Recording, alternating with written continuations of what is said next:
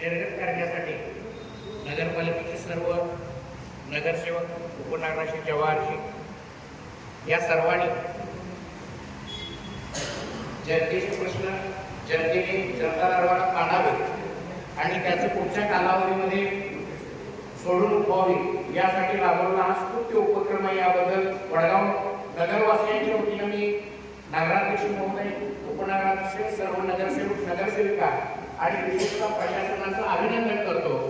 आणि आज जरी आपल्याला इथं 11ची वेळ दिल्यानंतर सुद्धा आपल्याला माणसं जरी तुमची प्रचंड तयारी आहे, परंतु आपल्यासमोर माणसं दिसत नसले तरी काही वेळेला या जनता दरबारात काय मांडायचं हा सुद्धा प्रश्न असतो।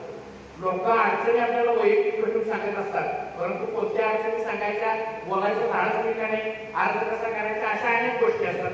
परंतु असू दे, माझी विनंती एकच राहील प्रशासनाला आणि नगराध्यक्ष आणि सर्व नगरसेवक मंडळींना की कुठल्याही परिस्थितीमध्ये हा जनता दरबार भविष्यकाळात बंद होता का।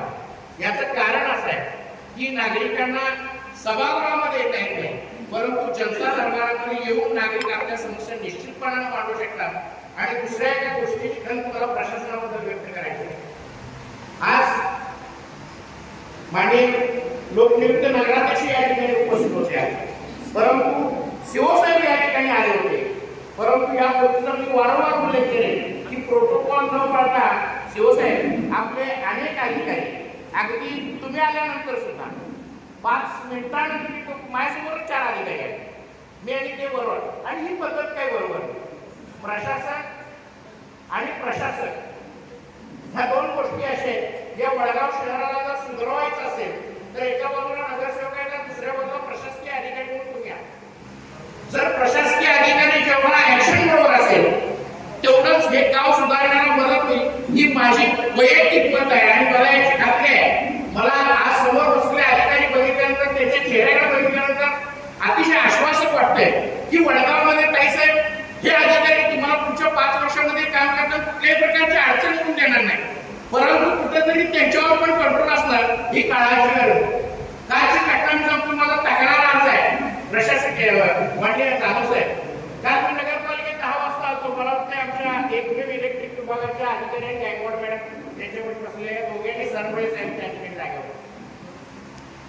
दुर्दैव असं आहे मी 10:20 नगरपालिकेच्या कार्यालयातून बाहेर पडलो 9:45, ज्यावेळेला 5 दिवसाचा आठवडा शासनाला परिपत्रक काढलेलं आहे, 9:25 तुमचं पंचिंग झालं पाहिजे, बरोबर आहे ही गोष्ट।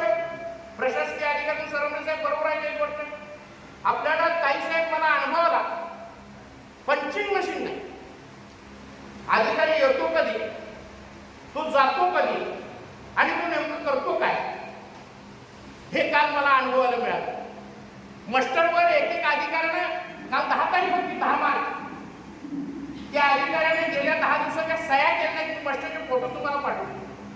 आणि माझी विनंती आहे प्रशासकीय अधिकाऱ्यांना, कदाचित ही माझी तक्रार आहे, परंतु ताईसाहेब आणि प्रशासकीय अधिकाऱ्यांना विनंती आहे, कुठलीही गोष्ट एकदा माफ केली जाते, जरी मी तक्रारदार असलो तरी ऍक्शन ही होणं गरजेचं आहे। किमान शपथ तरी नोटीस अधिकाऱ्यांना काढली गेली पाहिजे, कारण जर तुम्हाला तुमची वेळ टाळता येत नसेल तर तुम्ही नागरिकांना काय सुविधा देणार, हा प्रश्न आज जनतेसमोर आहे।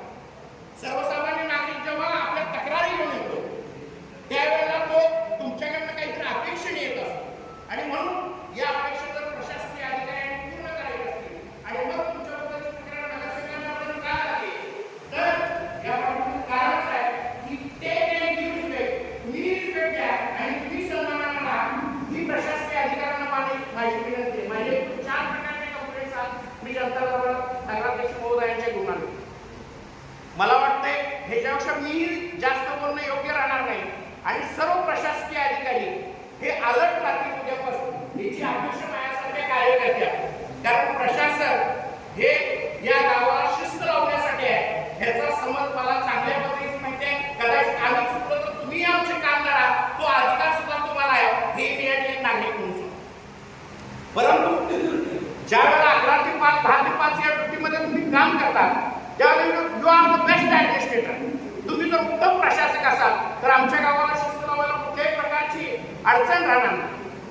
आणि जाग्यावर बसून मी विशेषतः प्राजक्ता माने मॅडम अनेक वेळा तुम्हाला फोन केले, तुमचे फोन नंबर जेव्हा तुम्ही नागरिकांना देता त्यावेळी ते फोन उचलायसाठी असतात, ह्याचंही भान आपल्याला असतं.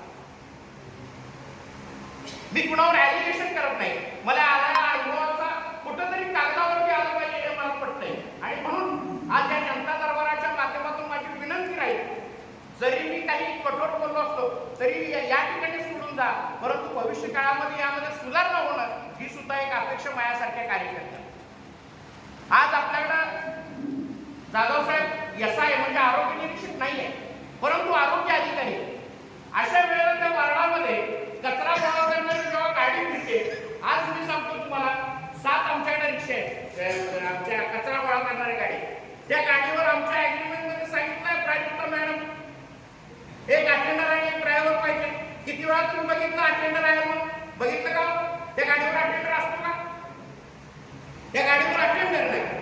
महिलांची उंची किती असते साधारण? इथं तुमच्या समोर नगरसेवक आहे, 4.5-5 फुटाच्या महिला गाडीच्या उंच असते.